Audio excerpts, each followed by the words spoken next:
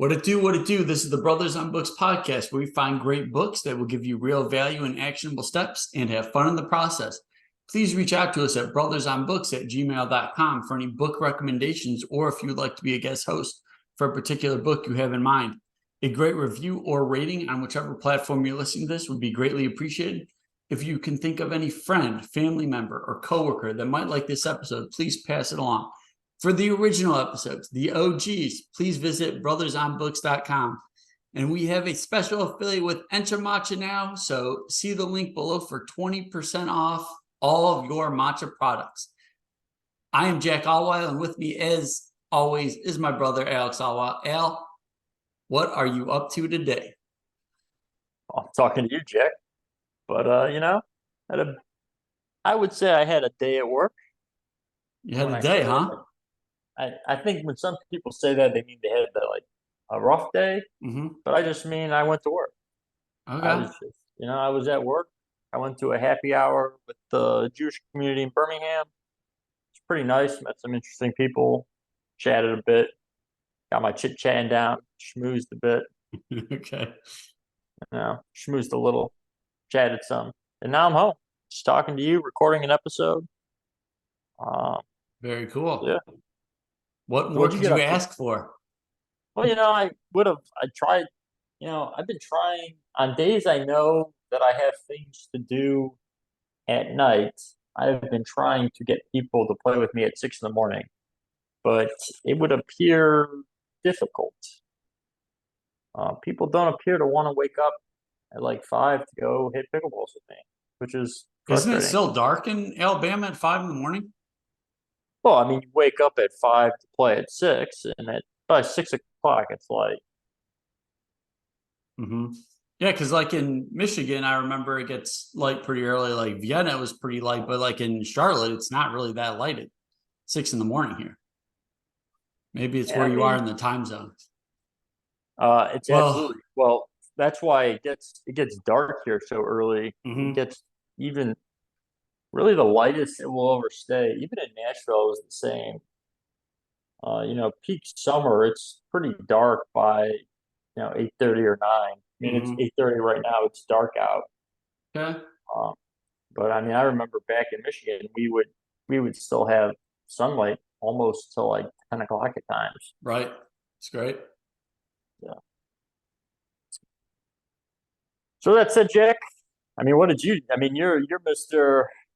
Freedom. What did you do today? You have, I feel like, way more time. You're just doing Like got all I, these other adventures that you're going on and I stuff. did I did take a break and go to the pool, swam some laps, but most of my day was spent reading Slaughterhouse Five, or should I say Schlachthouse Fünf. So That is, Al, this was your pick. I mean, I was well. I'll save my comments, but I'm curious what you have to say about your selection. yeah. So I mean, I guess I'll just throw my comments out there. If you were to, if you Google like top 100 books to read before you die, I feel like this book and Kurt Vonnegut as a whole, uh, always comes up. And I have to say, I think going in knowing that kind of maybe hurt my reading experience or my experience with the book Mm-hmm. because I feel like going in with such, reading these things like, oh, this is like, one of the best books of all time, blah, blah, blah. You have just certain expectations, and almost regardless of how good the book is, I don't think it can meet them. Uh, so a lot of what I was thinking as I was going through it was like, what is everyone else saying? Like, why are they saying this is so great? Uh, I mean, I feel like it's somewhat. The book is obviously very anti-war, uh, Mm-hmm. and it's kind of like an expose on like PTSD in a way as well. I think that was somewhat apparent, but I don't know. I didn't. maybe I'm just not refined enough, or maybe it just went over my head, which is very possible. I was listening to a review done by two other guys who were absolutely in love with it, and I was just very confused by. I didn't really get it, I guess. What were some of the reasons they were so in love with it?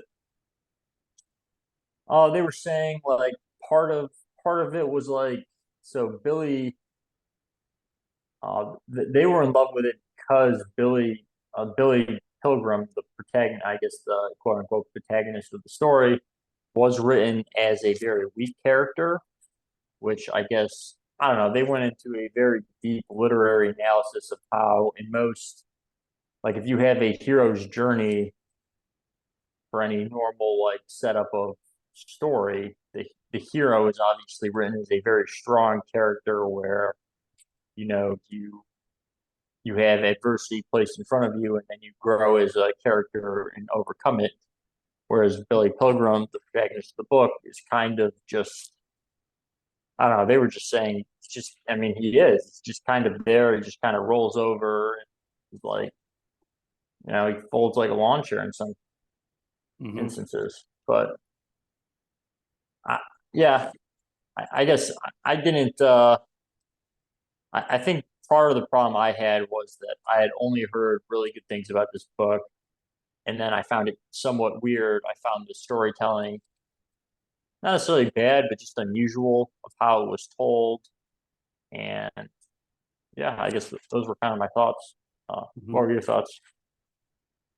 Well, I guess I would start out by saying I didn't know a lot about the Dresden bombings, and that's what this book revolved around. I think the reason this book is so popular is I think the way it was written, and I think it was written more like you envision a film in the sense when you're like, I'm by no means an expert on YouTube, but I've like kind of starting to like read on like video and things like that. But one of the key features is like you want to change the angles pretty frequently. Like after every 5 seconds, you want to change an angle to make it a little interesting to the viewer. And I feel like this book was written like you would see in a movie, constant flash forwards, flashbacks, and just keeping it interesting. Almost like every other page, we were shifting time. And I guess that's part of the cool part, that it was kind of, and I think he was actually part of the bombings, correct? Kurt Vonnegut? Yeah, I Because think Vonnegut was actually in what I believe was he was actually in Dresden during the bombings. so it was kind of this blend of like real life and the sci-fi component and the time travel,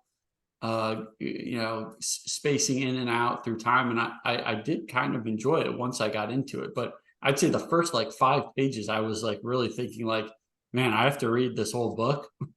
But once I got into it, I was like, yeah, I'm kind of digging this actually.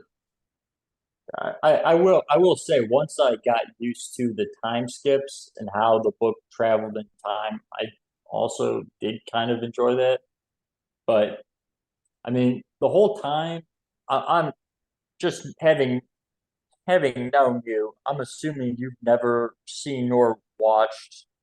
You've probably never read the book or seen the movie Watchmen before. No. Yeah, so the way he was describing the aliens, I mean, this is just sort of a minor point, but the way he was describing the aliens and of how they perceive time, of how like things just happen and you just find a different point in time. Mm-hmm.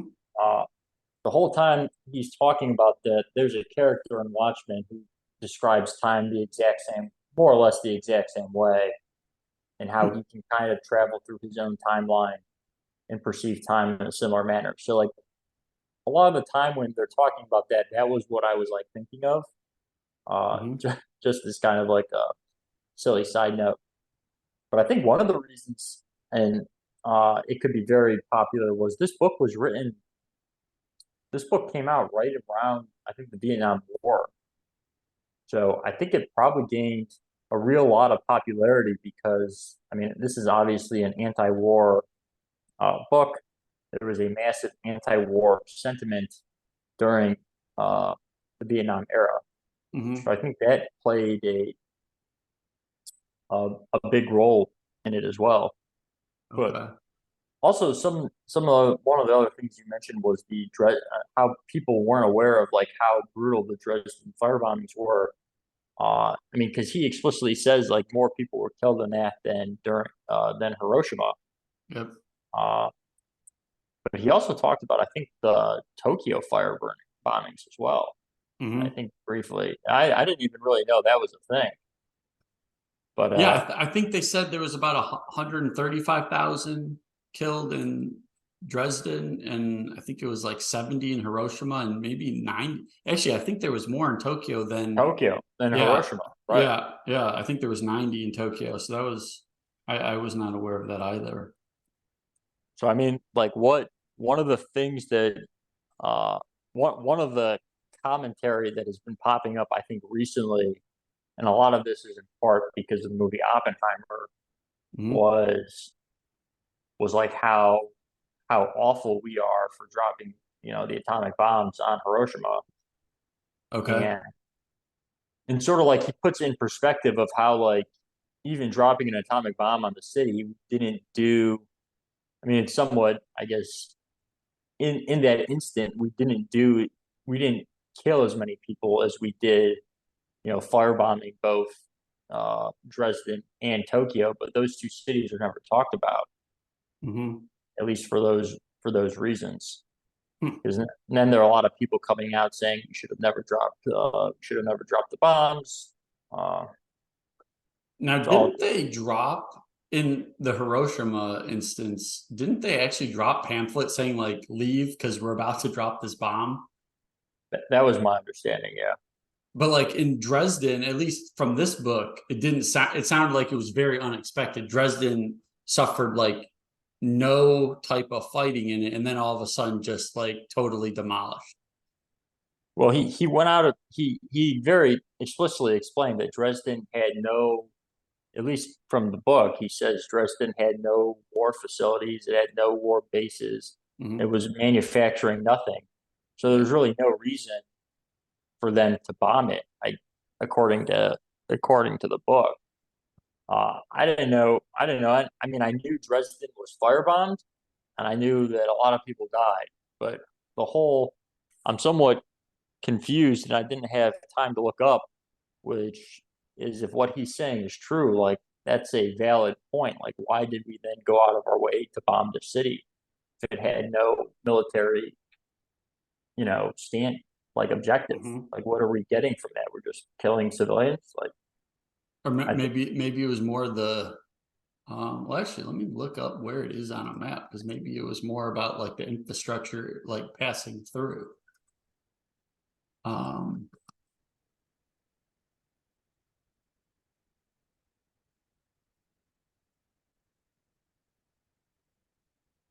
'Cause now that you say that,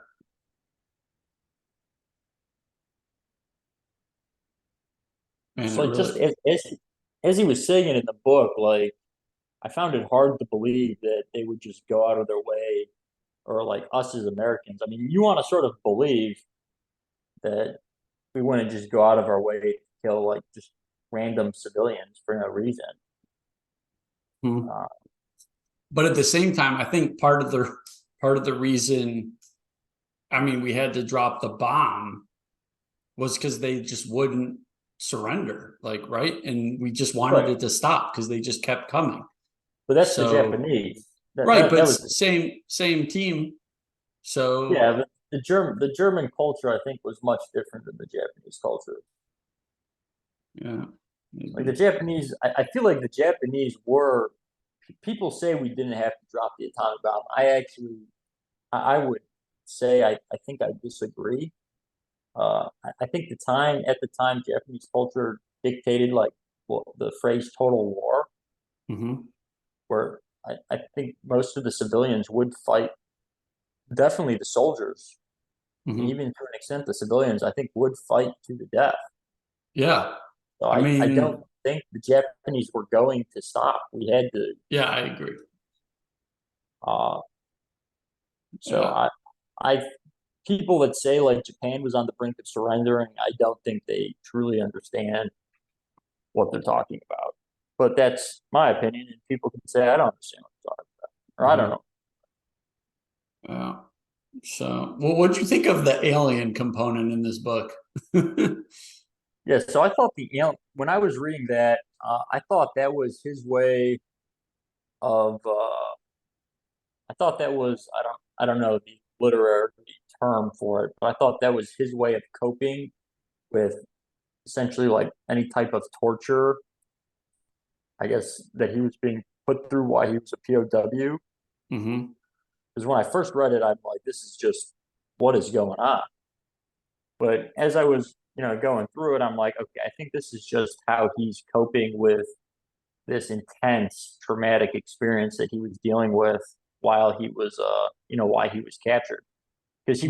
he was part of the Battle of the Bulge, and I read that while that was a over, I mean, it's been a long time since I took U.S. history, but from what I read briefly, that was a overall overwhelming victory for the Allies. But his battalion or his unit or whatever it was called Hmm. was taken captured. So was captured. Okay. Um, so I Hmm. thought that was just his way of coping, kind of like in a writing sense. Hmm. What'd you think of the idea that the aliens kind of, well, in the story, when he gets brought to the alien like area, they put him in like what is a zoo essentially, and then their people come look at him like through this dome where he's put into like his natural habitat, and um one of his questions to the aliens is, how do you guys not have war here? And the aliens kind of just say, well, why are you guys fighting? Or I guess they were kind of saying like there's no sense in fighting something that can't be stopped. Kind of like you, like what was the analogy they were using? Like kind of like the bug that gets stuck in the amber. It's just like Amber, it just kind of is what it is. it's like a stuck And point in time. yeah. Well, I felt like that's when they then would go back into how the aliens perceive time, which was that because they later say that the aliens later said like they had terrible wars as well, but when those happened, they just chose not to look at them. They just would Mhm. focus on other points in time. That's a good point. Yeah, they were emphasizing, why are you focusing on the negative? Just focus on the positive. So yeah, maybe this was like a manifestation of his coping. Like the aliens were saying what he wanted to hear, what he couldn't maybe do on his own. I mean, it's like it's hard. Obviously, I think it's like easy for us to like sit here and be like, yes, at times war is necessary. Had either of us having ever like fought in a war. Hmm. Uh, so like maybe my opinion would be different, but I don't know. Like I think obviously there are times when war is necessary. Uh, I mean, if someone is aggressing on you, I feel like you have to stand up for yourself. I feel like that's fairly. I personally think that's fairly obvious. I don't know what your thoughts are on that. I mean, I would say, yeah, if someone's fighting you, yeah, you have every right to defend yourself. Um, yeah, I mean, yeah, I would, yeah, I'd say that's, but like in terms of, I guess the person that starts it, like kind of figuring out why they're doing that to begin with.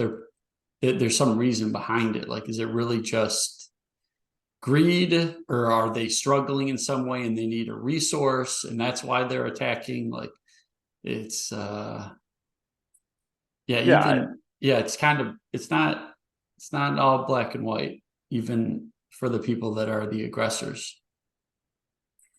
right. I mean, I feel like if you, I mean, I think probably the one that would be the one that I could really, the next resource I could really see being fought over would be if we don't get a better way uh to like clean water, like to desalinate water. I could see like Hmm. wars being fought over like access to fresh water. Yeah, yeah, sure. Even with the Power of Geography book, we were talking about Ethiopia and Egypt and Right. How how they could Ethiopia could basically shut off Egypt's deny. water. Yeah. Yeah. So there's definitely some environments where this could get tricky.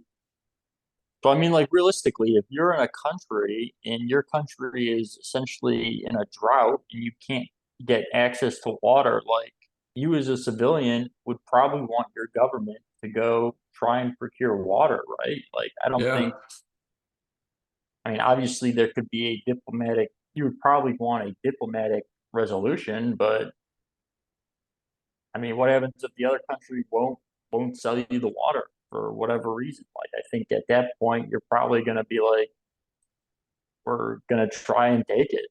Hmm. Yeah.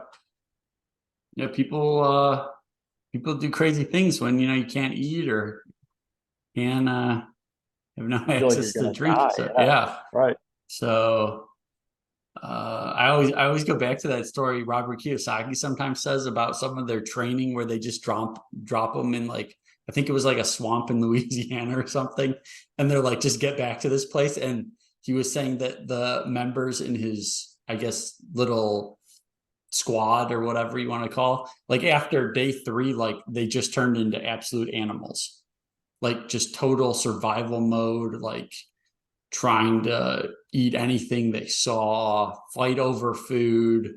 It's just, yeah, I it's don't hard think to comprehend. I've ever heard him tell that story. Yeah, it's probably wild. So, Yeah, I mean, it's hard to know what you'll do until you're put in such a dire situation. I think most people will do. I think most people in situations like that will do things that would shock them, mhm. Yeah, and then it's very easy to criticize after the fact. Uh, which is why I like, yeah, I mean, I feel like we as a country get so much criticism from our own citizens, like from people living today about how we dropped like the A bomb. Uh, mhm. and it's like, yeah, I mean, it's very easy to say, 80 years after the fact that we shouldn't have done it, but you guys weren't, no one was living at the time. And it wasn't like your family and friends that would have been at risk trying to Mhm. make Japan surrender. Mhm. So Yeah, yeah. It's definitely some gory images in this book. um, I don't know. What are you gonna take from this book? I don't really have too much yeah, I else don't to have really. I don't know. I don't have a whole lot of takeaways. The other review I listened to, the guy was saying this was his sixth time reading the book and he finally was getting comfortable with it. I don't plan on reading this book another five times. Uh, I don't honestly think I'm going to take a whole lot away from this. I would say uh, it was an easy. I would say it was easy. Didn't take that long. Like actually reading, like actually sitting through and going through it. Mhm. Um, but like What stuff. what about like the time component? Like being able to visualize thing in like in that fourth dimension, like they said the aliens can visualize. Yeah, I Will think, you like I don't know, will you view your life any differently? Like because uh, to me it read like the whole book kind of read like someone's on his deathbed and like just scanning through his life, like back and forth, back and forth. That's kind of how like I kind of saw it. well, I think the way the aliens perceive it, you could go in the future in your life as well from the True. present, Yeah. right? Yeah. But yeah, Because I mean, I've heard of people describing like time like that's sort of why I brought up Watchmen because there's the character in that book also perceived time that way, where mhm. he's on a like a line and he can just sort of, put himself wherever he wants on his timeline and Mhm. like kind of be in that moment. Um, I think it's an interesting concept. Like, I mean, you can obviously like look back through memories, Right. uh, but I don't know. I tend to try and be in the present because Okay. it's a present.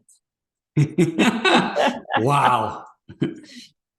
Okay, That's well, some, here, what about this quote? This quote came up a couple different times. I thought it was also maybe something that he's trying to cope with or kind of discerning whether this is something he can change or not. But the quote goes, God grant me the serenity to accept the things I cannot change, courage to change the things I can, and wisdom always to tell the difference.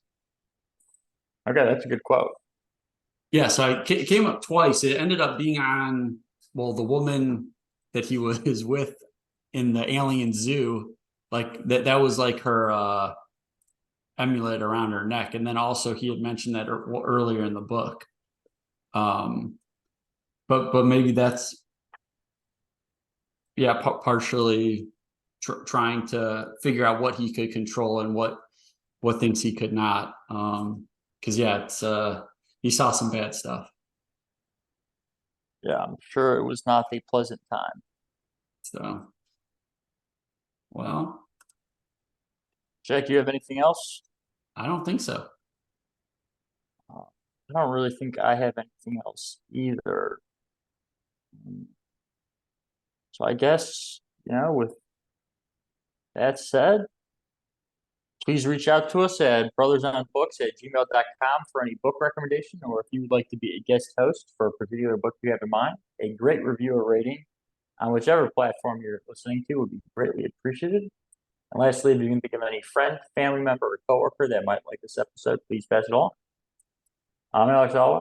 Jack, as always, it's been a pleasure.